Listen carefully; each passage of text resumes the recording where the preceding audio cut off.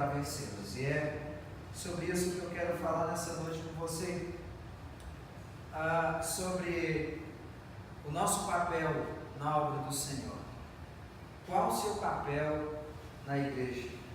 Qual o seu papel na igreja em que você frequenta? Se nós todos unidos no só propósito, entendêssemos o nosso papel, nós poderíamos fazer muito mais daquilo que nós já temos feito, ou daquilo que nós podemos fazer.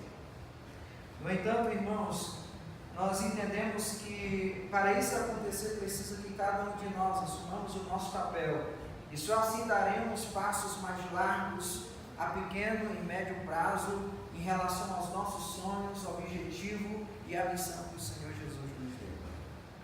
No entanto, para que isso aconteça, eu preciso muito entender de fato o meu papel, e a minha oração é que todos nós, nessa noite, todos nós, filhos de Deus, saibamos assumir o nosso papel, ou o papel que Deus tem nos dado para servir na sua igreja. No entanto, quero convidar você a abrir a sua Bíblia no livro de Atos, capítulo 11, e eu quero ver de uma forma panorâmica o que Deus quer nos ensinar com relação a isso. Qual o seu papel na igreja? Nós queremos meditar junto com os irmãos em alguns versículos desse texto. E nós sabemos, irmãos, que o livro de Atos é o registro do início da história da igreja. É uma bela trajetória que vai de Jerusalém até a Roma. E o capítulo 11, além de nos informar a maneira que Deus abriu o Evangelho para o gentil, revela a nós também os papéis de algumas pessoas, ou seja, que algumas pessoas desempenharam na igreja de Cristo durante aquele momento decisivo da história de toda a igreja.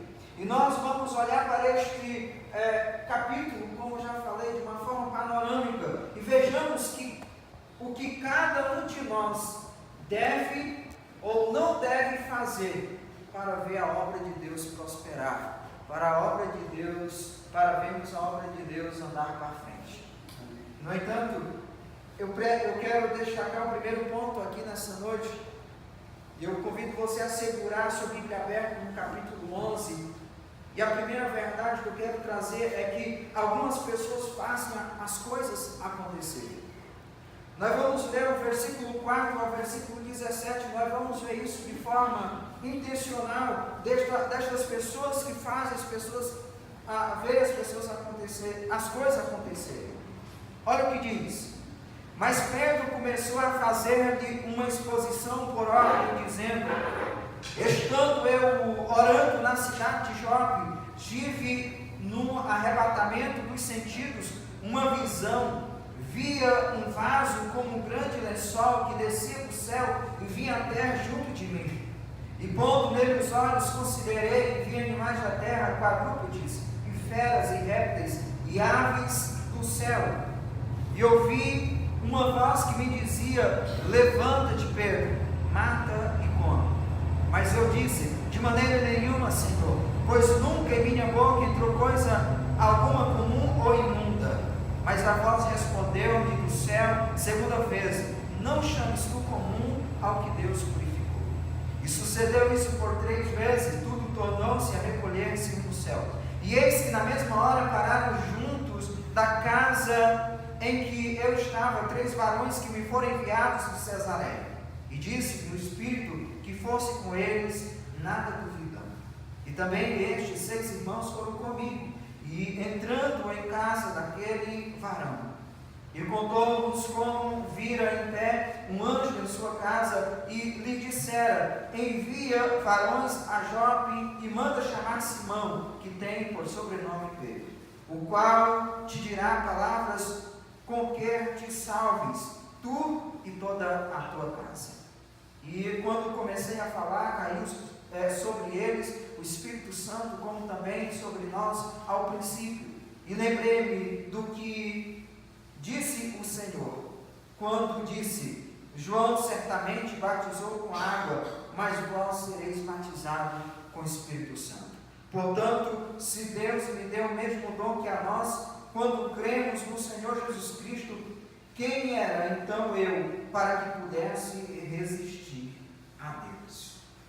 Então, irmãos, nós podemos ver que o capítulo de número 10, na verdade o capítulo de número 11, melhor dizendo, é uma repetição do que está no capítulo de número 10. É uma explicação do fato que tinha acontecido, onde ali se converte um judeu chamado Cornélio.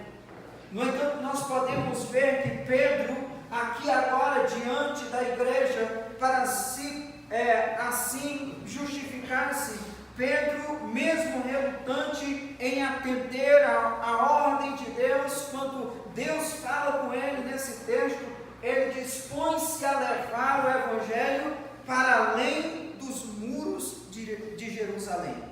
E nós podemos ver que a parede da inimizade que separava os judeus dos gentios havia se quebrada pela obra de Cristo, e aqui está afirmando isso, quando nós podemos também examinar nas Escrituras em Efésios capítulo 12, que em Cristo a inimizade teria sido quebrada e agora todos eram considerados famílias de Deus. No entanto, irmãos, essa notícia não foi muito boa aos ouvidos dos primeiros cristãos, ou melhor dizendo, dos gentios ou dos judeus.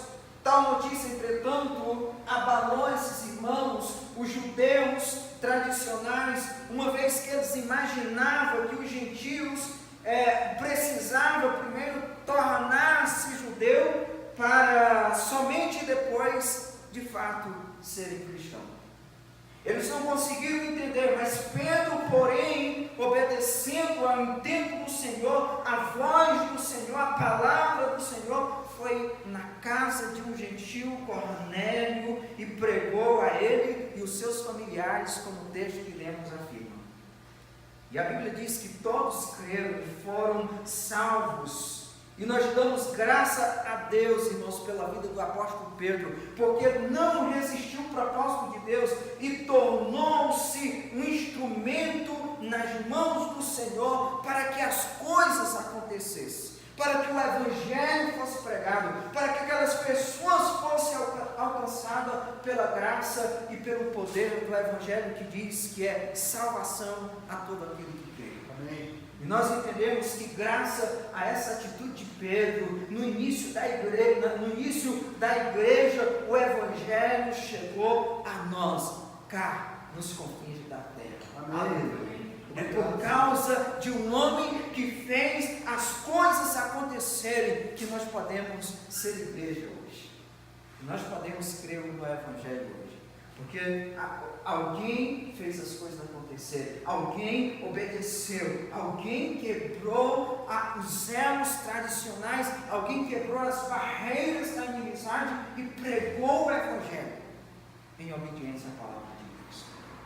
De fato, existem pessoas que fazem as coisas acontecerem. No entanto, nós podemos ver, segundo ponto, nessa noite aqui também, algumas pessoas apenas ouvem sobre as coisas que acontecem. Versículo de número 1 do capítulo 11 vai dizer assim: e ouviram os apóstolos e os irmãos que estavam na Judéia, que também os gentios tinham recebido a palavra de Deus. No entanto, nós podemos ver que aqui algumas pessoas fazem as coisas acontecer. Pedro, ele fez as coisas acontecer. Porém, nós podemos ver, enquanto Pedro faz acontecer, outras pessoas aqui, no caso, os apóstolos, os irmãos da Judéia, apenas ouvem sobre as coisas que acontecem. E aqui nós podemos entender, irmãos, que chegou o conhecimento dos apóstolos e dos irmãos da Judéia, que também os gentios haviam recebido a palavra de Deus. Nós vemos isso, e nós vemos que no versículo 1 criticaram Pedro a respeito de seu procedimento e exigiram explicações por ele ter entrado e comido na casa de um gentio incircunciso chamado Cornélio. Nós podemos entender que esse tipo de pessoa dá mais valor ao tradicionalismo e religioso do que vidas, do que indivíduos, do que pessoas. Enquanto Pedro estava em obediência, pregando a salvação às pessoas, outros estavam preocupados com a tradição ou em conservar a tradição que existia em seus corações. Aqui nós podemos, irmãos, ver que há pessoas que valorizam mais os rituais do que o amor de Deus. Imagina que Deus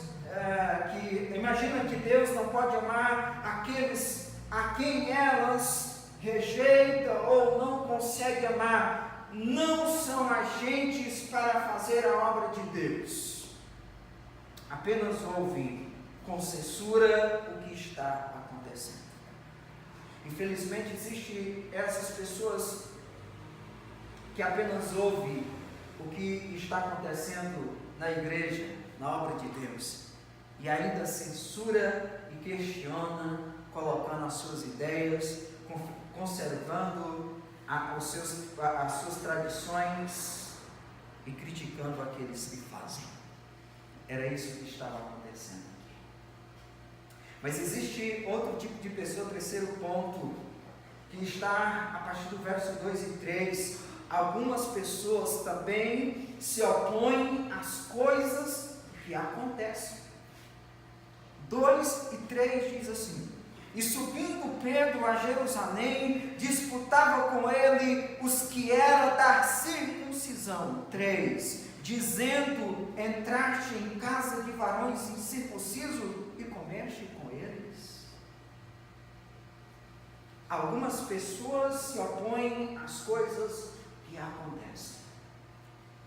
Os membros aqui, irmãos, desta igreja, da igreja de Jerusalém, os irmãos judeus, eram membros legalistas, estavam aqui naquela assembleia em Jerusalém e atacaram Pedro por ele ter entrado e se alimentado na casa de um gentil Cornélio. E nós podemos entender que face aos inquéritos dos opositores, Pedro explica que sua atitude foi em plena submissão à orientação do Espírito Santo. Ele conta no capítulo 11 tudo o que sucedeu no capítulo 10. Ele conta tintim por tintim da explicação, aqueles que estavam se opondo a tudo isso. Como está no versículo de número 12, ele afirma, dizendo assim: e disse-me o Espírito que fosse com ele, nada duvidando, e também estes 6 irmãos foram comigo e entraram na casa daquele irmão. Ele disse que tinha ido em orientação do Espírito Santo, em obediência ao Senhor, e que desobedecer aquele mandato, disse ele, teria sido o mesmo que resistir o próprio Deus. Está no versículo 15 e 17, quando ele diz assim: e quando comecei a falar, caiu sobre eles o Espírito Santo, como também sobre nós ao princípio, e lembrei-me do que tinha dito do Senhor, quando disse: João certamente batizou com água, mas vós sereis batizados com o Espírito Santo. Portanto, se Deus lhe deu o mesmo dom que a nós, quando cremos no Senhor Jesus Cristo, quem era então eu, para que pudesse resistir a Deus? Aleluia. Então ele está afirmando de que ele não poderia resistir a Deus, porque por um momento aquelas pessoas se apaziguaram. Nós vemos no versículo 18, quando diz: e ouvindo estas coisas, apaziguaram, se acalmaram e glorificaram a Deus, dizendo: na verdade, até aos gentios deu a Deus o arrependimento para a vida. Amém. Só que mais tarde, nós podemos ver que alguns da seita dos fariseus, para ter ensinar, em insistir, em dizer que os gentios precisavam primeiro tornar-se judeus para somente depois se tornar cristão. Está no capítulo 15, versículo do 1 ao 15, não vou ler, mas lá está essa contínua insistência de que primeiro precisaria acontecer isso. A fim de esclarecer aquele ponto vital para o cristianismo, foi necessário que o apóstolo e os líderes da igreja se reunissem em Jerusalém, no concílio geral, com o objetivo de silenciar aqueles que tentavam limitar o evangelho, ou seja, a liberdade do evangelho, da glória e da graça de Deus a outras pessoas. Vejam, irmãos, que muitos se opõem às coisas que acontecem. Às vezes não é assim. Às vezes coisas estão acontecendo, eu ouço com censura e às vezes me oponho ainda àquilo que está acontecendo, colocando os meus conceitos. Quarto ponto, eu quero dizer também que existe algumas pessoas que ajudam outras pessoas a trazer ou a fazer as coisas acontecerem. Existem pessoas que ajudam outras pessoas a fazerem as coisas acontecerem. Versículo 19 a 26, quero ler esses versículos com você, esses 7 versículos que diz assim: E os que foram dispersos pela perseguição que sucedeu por causa de Estevão, caminharam até a Fenícia, Chipre e Antioquia, não anunciando a ninguém a palavra, senão somente aos judeus. Vejam, e havia entre eles alguns varões de Chipre e de Cirene, os quais, entrando em Antioquia, falaram aos gregos, anunciando o Senhor Jesus. E a mão do Senhor era com eles, e grande número creu e se converteu ao Senhor.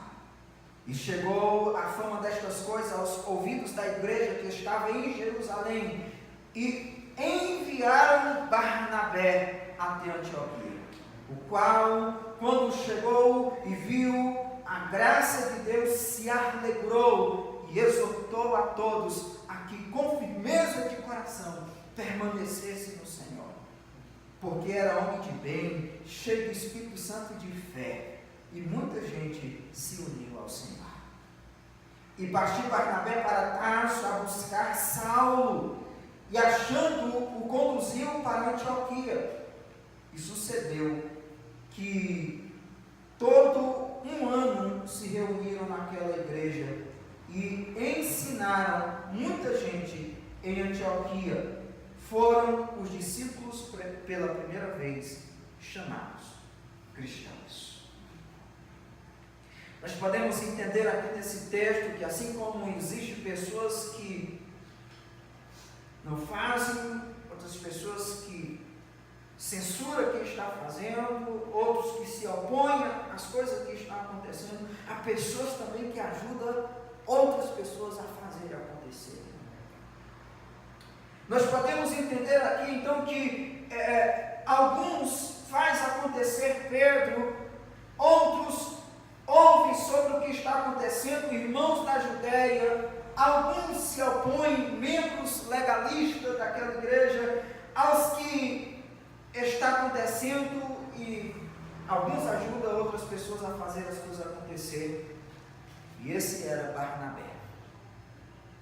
Barnabé, o melhor pastor daquela igreja, é enviado a Antioquia quando a igreja de Jerusalém ouviu falar do crescimento da igreja em Antioquia, da Síria, logo enviou para lá um homem, diz a palavra de Deus, que era bom, cheio do Espírito Santo, homem de fé. Ele imediatamente, sabe o que ele faz? Ele lembrou-se de Saulo, que ele estava em Tarso, e convocou para se ajuntar a ele na obra.